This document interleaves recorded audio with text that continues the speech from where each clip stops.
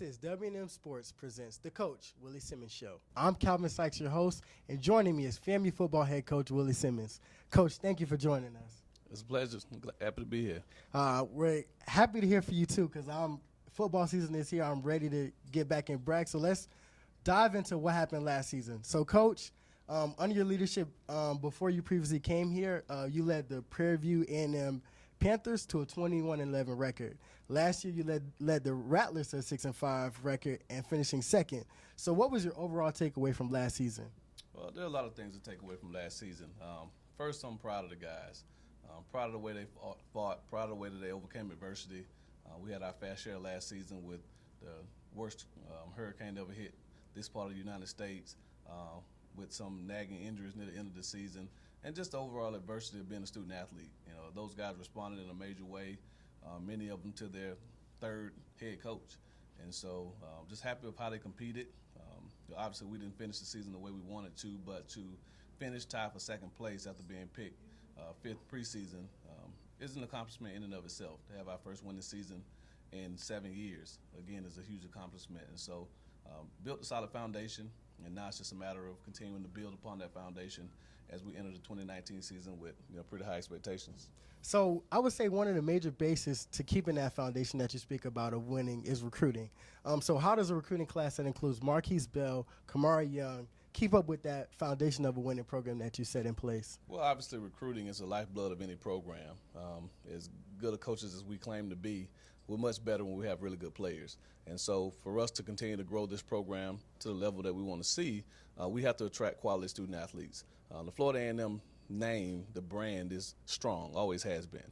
And so it's easy to get young men interested in Florida A&M. Now it's just a matter of closing the deal once they get here. And so that involves a lot of things, aggressive recruiting, being innovative. Obviously we're a low-resource institution, so finding innovative ways to connect with today's generation.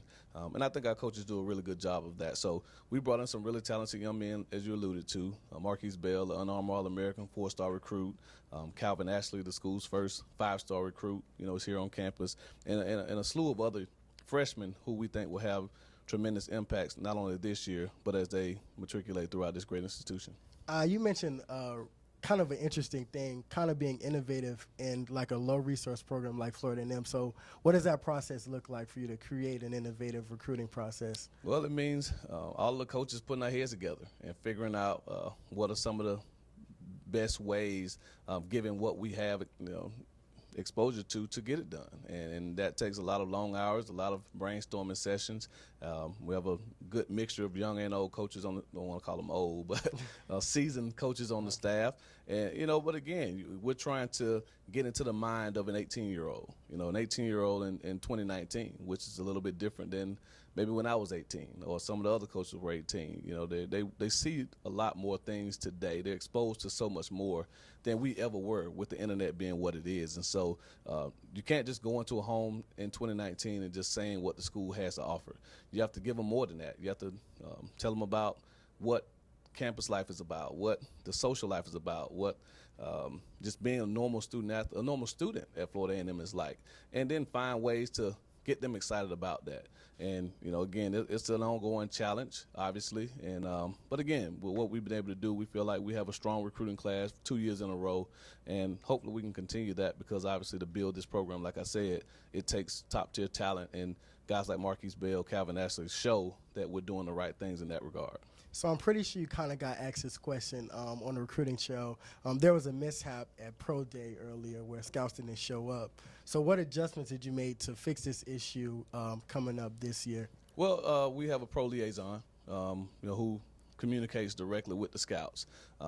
They'll input the pro day into the system when that time comes. Obviously, we have a long time until pro day of 2020, but we'll input that date into the NFL database, the CFL database, so all of the scouts will know when that pro day is. And then it always helps to have guys that the NFL scouts feel like are worthy candidates. And we feel like the more we grow this program with our strength and conditioning program, led by head strength conditioning coach Parker Brooks, with the nutrition that we've implemented into our program now, we feel like our young men will be ready for pro day, and will give themselves a chance to continue to play this game that they love at the professional level. Well, there was kind of like a blessing in that storm.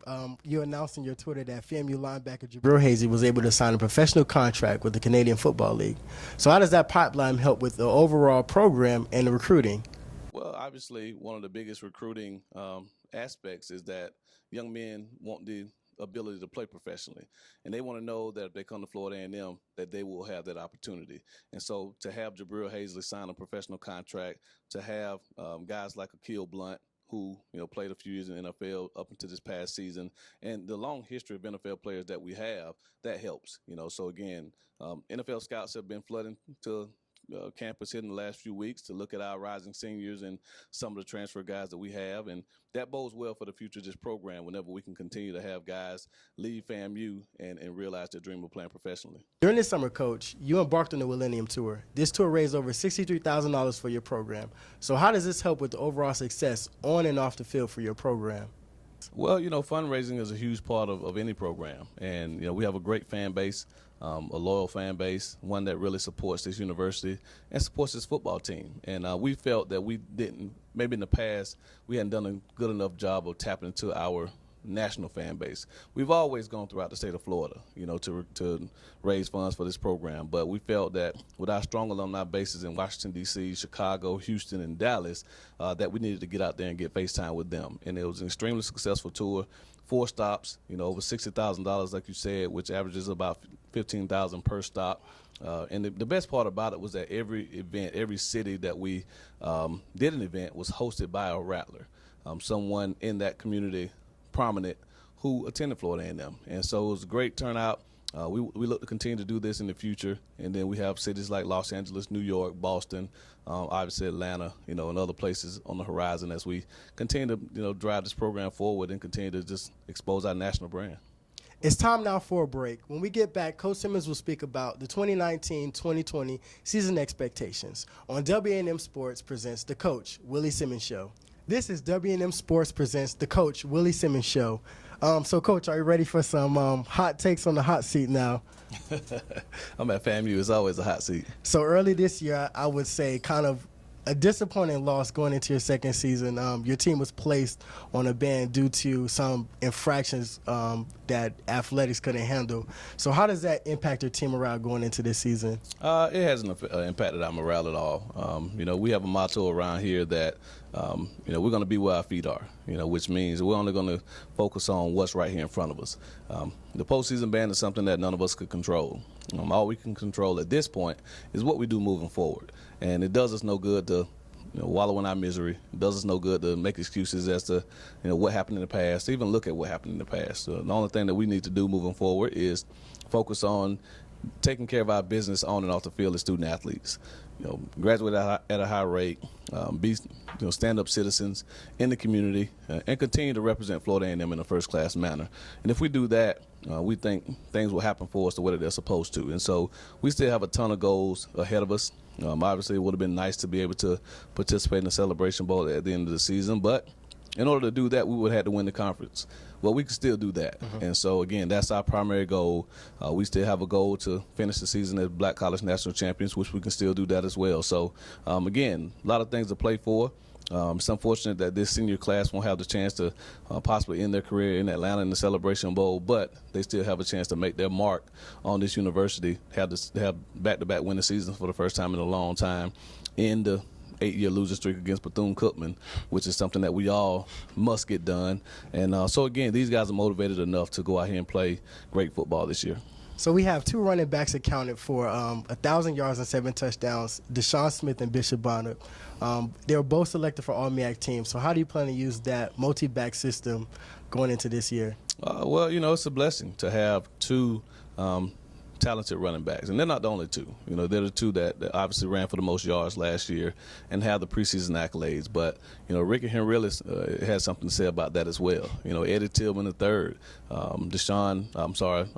Devon Kendrick, and then Terrell Jennings. You know, our highly touted running back that we signed this year out of Jacksonville. So we have as deep a talented running back room as probably anybody in the conference, possibly even anybody at this level. And so we're excited about ways to use those guys. And this game takes a toll on your body physically.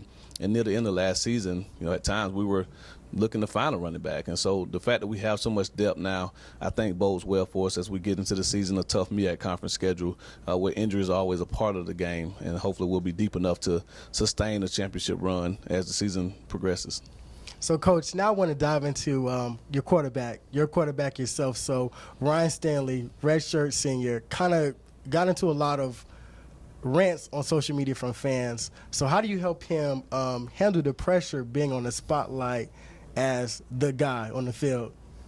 Well, like I tell him all the time, you know, he signed up for it. You know, he wanted to be a quarterback.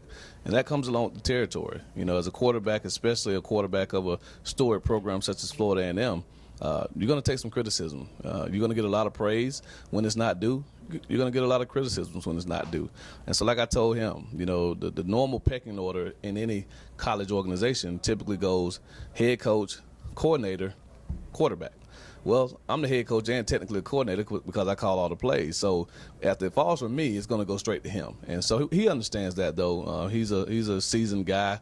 He's been in this program for 5 years now, going to be a 3.5-year starter. And if things fall the way we think they will, he'll leave here as a school all-time leading passer. And so, you know, Ryan has thick skin, but you have to have thick skin to play this position. So I think we'll see a quarterback this year that's ready to lead this team, that's ready to cut down on maybe some of the mistakes that, you know, hindered him in the past. And, you know, we've got great players around him, and I think he's ready to drive this car all the way to the finish line. So Stanley ranks 5th in all-time passing yards. He has a chance to surpass all-time leader Quinn Gray. So how will that define his legacy here at FAMU? I don't know if the all-time record will define his legacy. I think, honestly, and, you know, just elephant in the room, I think what he does this year in the Florida Classic will define his legacy. And, you know, most great quarterbacks or quarterbacks in general are defined by those big games, those marquee games. It's not necessarily about the stats. It's about what you do when the stage is the biggest. And so, you know, he'll have a chance in his very last game as a FAMU Rattler to end, you know, the loser streak, you know. And so if he can do that, regardless of how many yards he passes for this year, I think he'll be endeared to every Rattler, you know, alive. And if he doesn't, then I hate to see what happens as a result. But we're not going to worry about that because we know it's going to happen. Well, coming into this season, your team had made national headlines. So you got to sign a 5-star recruit in Calvin Ashley. So how big is that for your program? It's as big as he is. And, you know, he's a massive human being, 6'7", 340 pounds. And again, but you can tell why he was an All-American, you know, 5-star recruit. Extremely talented young man, bright football future. And again, he's a mature young man, already married. You know, his wife attends Florida State, has a son. And so he understands, at being a 20-year-old, he still understands what it means to be an adult. And, you know, that's something that I think will bode well for this program, but also for the rest of our guys, because they'll get to see one of their teammates, along with Elijah Richardson, Bishop Bonnet, some of the other guys who have kids on the team, of how to balance all of those things and still commit themselves to being a great student as well as a great football player. I know before coming here it was reported that he wasn't medically cleared, so can we expect him to suit up for Thursday or coming down the line for the season? We'll definitely hope so. He'll definitely help our chances if he can suit up. And so, but he's been practicing with the team, and, you know, we're looking forward to hopefully getting him out there, and hopefully he's in shape. He wasn't with us this summer, so he's still trying to work himself into playing shape. But again, has a very bright future. He's only a sophomore on the field, so technically has 3 more years here at Florida A&M. And so, again, looking forward to him. And I think that possibly opens the door for other top-tier recruits who may feel like an HBCU such as FAMU is a viable option for them now.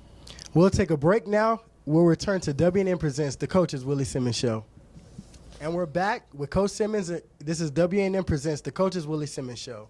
So, Coach, what are your thoughts of going against a Power 5 team in the University of Central Florida that still consider themselves a national championship team? First, They're not a Power 5 team. When you look at them on film, they look like one, but they're mid-major, but a very good program. Obviously, they've gone 2 years without losing a regular season game, back-to-back American Conference championships, and a win over a Power 5 team 2 years ago, beating Auburn in the bowl game.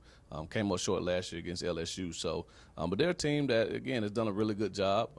Josh Heupel, the head coach, has come in and taken over for Coach Frost, who led them to their first undefeated season, and just continued to, again, grow the program. You know, you're in the state of Florida, the best state in America as far as talent, high school talent. And so they've done a really good job of stacking their roster. They've done a really good job of evaluating young men who can play possibly at the Power 5 level. And, there'll be a tough challenge for us. Obviously a top 25 team, and it'll be a good test for our football team to kind of see where we are mentally, physically, going up against a team that on paper is bigger, faster, and stronger. And so we get used to we look forward to playing these type of games, and so again, for Florida A&M to continue to grow our program what we want it to be, we have to play the UCFs of the world. We have to play the South Floridas, the FAUs, FIUs, and even the Miamis, Florida States, and Floridas here in this great state that we call home. So, again, it'll be a huge challenge for us on national television. But, again, our guys will be up for the challenge. We'll go in and give it our best shot. And after 60 minutes, we'll see where the dust settles. So the nice name, Brandon Wimbush, a grad transfer as the starter quarterback for the upcoming season. So what defensive schemes do you plan to place in front of him going into that matchup? Well, Brandon's a guy that's played at the highest level. He started at Notre Dame the first few games of last season before being replaced, and obviously transferred down to Central Florida. And because of some injuries to, of course, McKenzie, who was a starter last year, and then the young man who came in after McKenzie, he was injured this summer as well, won a quarterback battle to take the job. So he's a talented young man. Can beat you with his arm and his legs. And so we'll have to do a really good job of containing him, making sure that we'll account for him in the run game, because if you don't, he'll hurt you. And so we have to know where he is, know what he likes to do with the football, and really just try to disrupt his timing. I think with any quarterback, that's the key, is that you disrupt his timing, that you find ways to hit him constantly, consistently, and hopefully get him off his mark where he misses some throws. But, again, he has some really good players around him, two really talented running backs such as we do, some big, long, fast wide receivers, and a pretty good-sized offensive line. So, again, our defense will have its hands full, but I know Coach Street's going to put together a great game plan and put our guys in position to be successful. So before I let you go, you scored a touchdown before the season starts, so I want to congratulate you on you adding on to the Simmons family.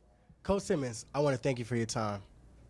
I'm Calvin Sykes, and this has been the WN Presents The Coach Willie Simmons Show.